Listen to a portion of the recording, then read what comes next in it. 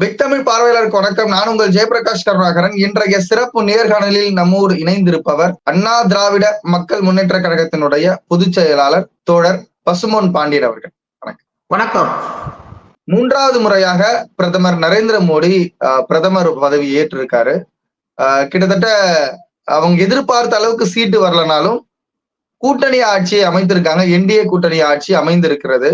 கிட்டத்தட்ட இது 98 மீண்டும் பிரதிபலிக்கிறதாக அரசியல் வட்டாரங்கள்ல பேசி கொண்டிருக்கிறாங்க. இதுல என்ன பிரச்சனைனா, கூட்டணி அப்படின்ற அடிப்படையில பல பேருக்கு கேபினெட் மினிஸ்டர்ஸ் இணை அமைச்சர்கள் அப்படிலாம் கொடுத்திருந்தாங்க.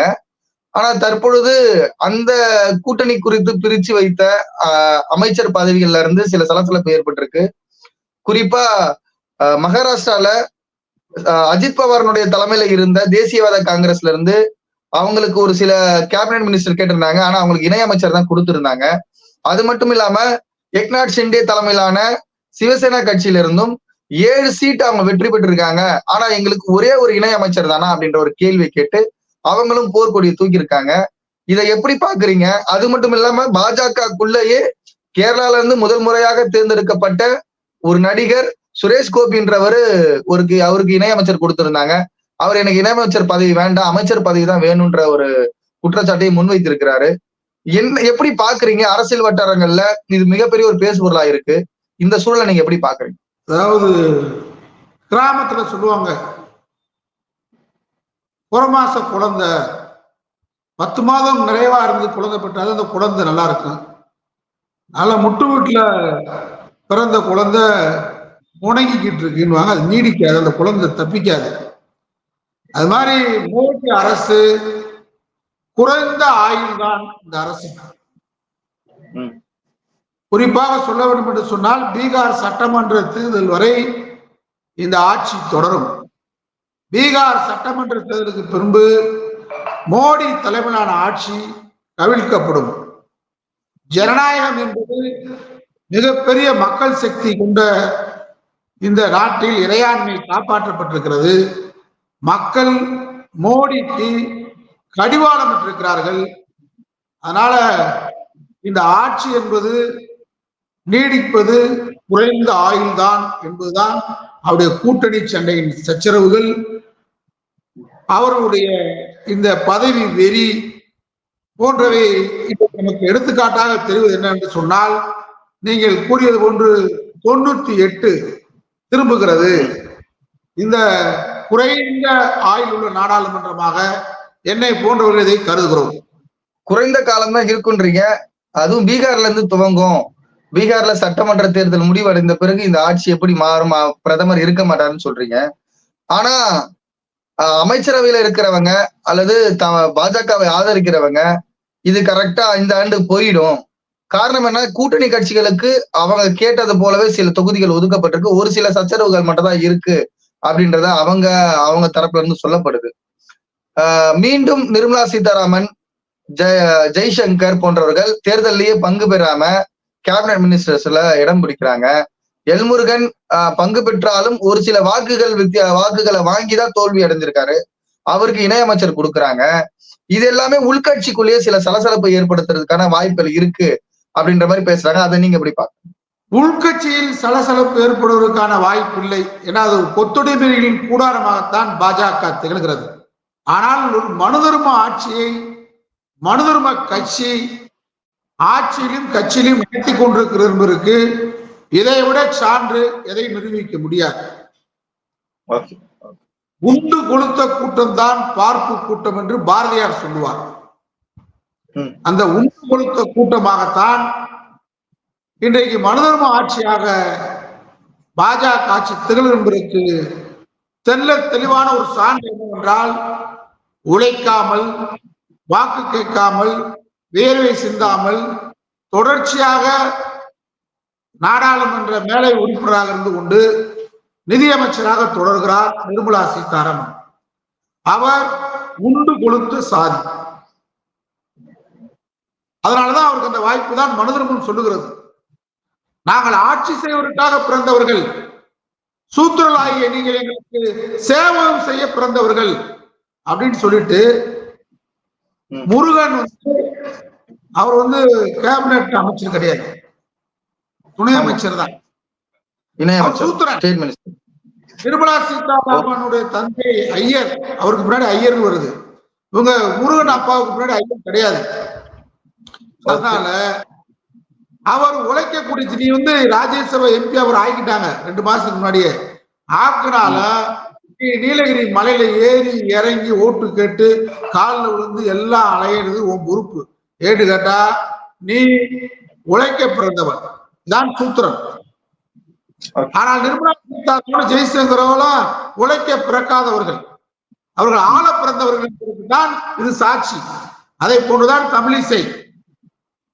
தமிழிசை தமிழகத்திலே பாஜக தலைவராக வலம் வந்த போதுதான் ஒரு நாகரிக அரசியலை தமிழகத்திலே அவர் கற்றுவிட்டார். அண்ணாமலை மாதிரி அறவுரை கிடையாது. இன்னைக்கு அவங்களே தெளிவா சொல்லியிருக்காங்க, நான் ரவுடிகள்லாம் கட்சியில சேர்க்கல, ரவுடிகளை கட்சியில சேர்த்தது அண்ணாமலை காலம் தான். தமிழிசை போன்றவர்கள் பாஜகவில் இருந்தாலும் ஒரு நாகரிக அரசியலை தமிழகத்தில் தலைவராக இருந்து கொண்டு செய்தார்கள். ஆனா அவங்கள 2 மாநில கவர்னர் இருந்தவங்களை ராஜினாமா செய்ய சொல்லிட்டு தெருவா அலைய விட்டுட்டு, ஏன் அவங்களுக்கு கேபினட் நிதியமைச்சர் இருக்க முடியாதா? பிறவியில் சூத்திரச்சி தமிழிசை, பிறவியில் சூத்திரச்சி அலைய வேண்டியவள், பாடுபட வேண்டியவர். ஆனால் நிர்மலா சீதாராமன் அல்ல என்பதை அவர்கள் நிரூபித்திருக்கிறார்கள். நாட்டு மக்கள் புரிய வேண்டியவர்கள் இவர்களை புரிந்திருக்கிறார்கள். இன்னும் புரியாத ஆட்டுக்குட்டி அண்ணாமலை போன்றவர்கள் இதை புரிந்து கொள்ள வேண்டும்.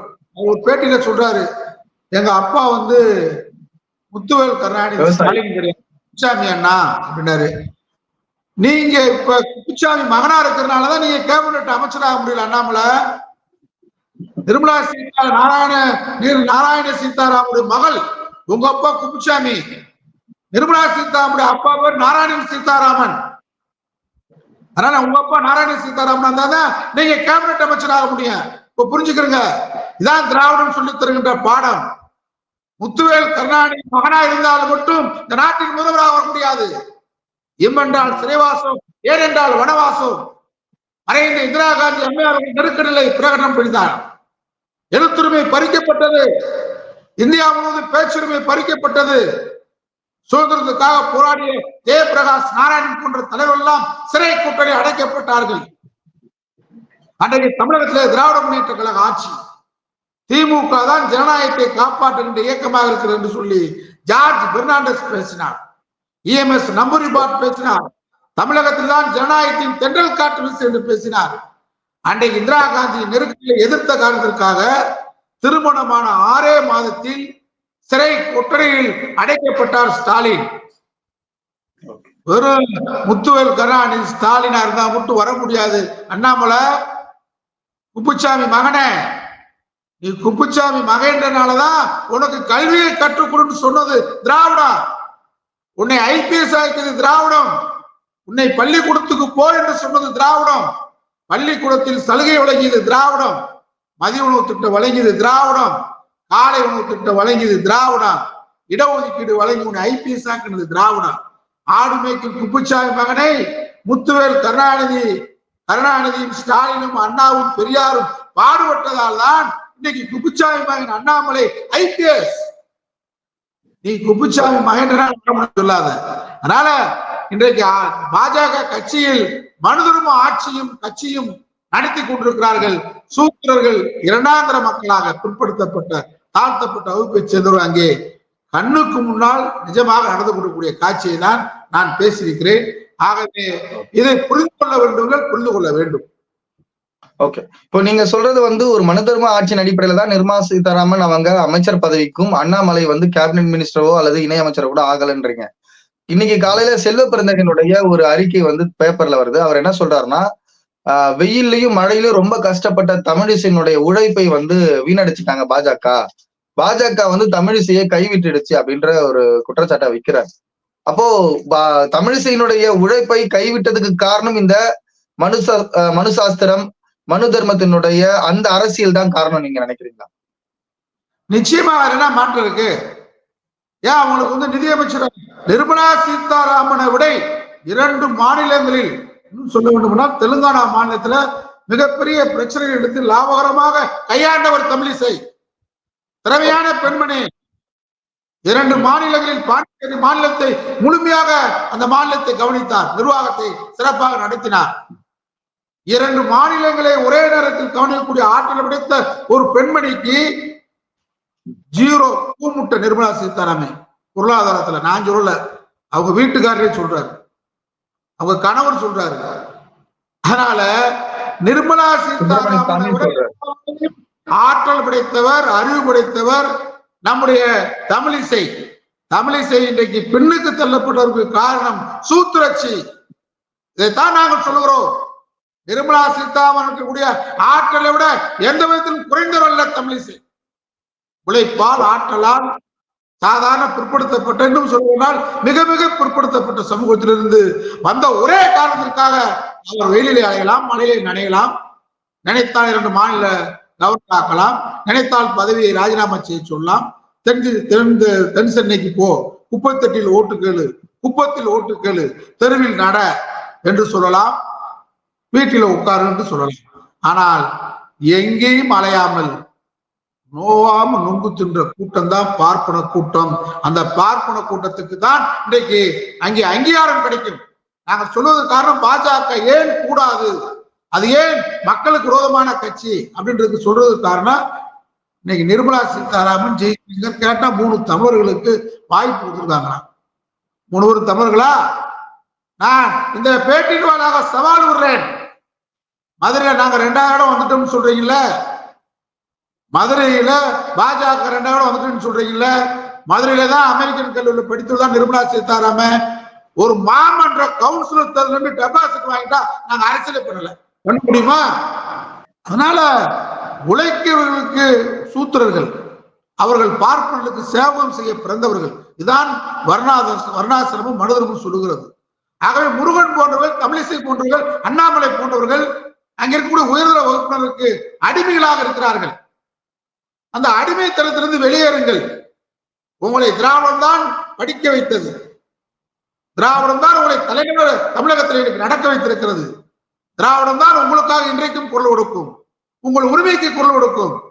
ஆகவே நினைத்து பார்க்க வேண்டும் என்பதுதான் என்னுடைய வேண்டுகோள். ரொம்ப லேட்டா சேர்ந்தவங்க, கிட்டத்தட்ட 2008 தான் நிர்மலா சீதாராமன் வந்து பாஜகவிலே இணைகிறாங்க.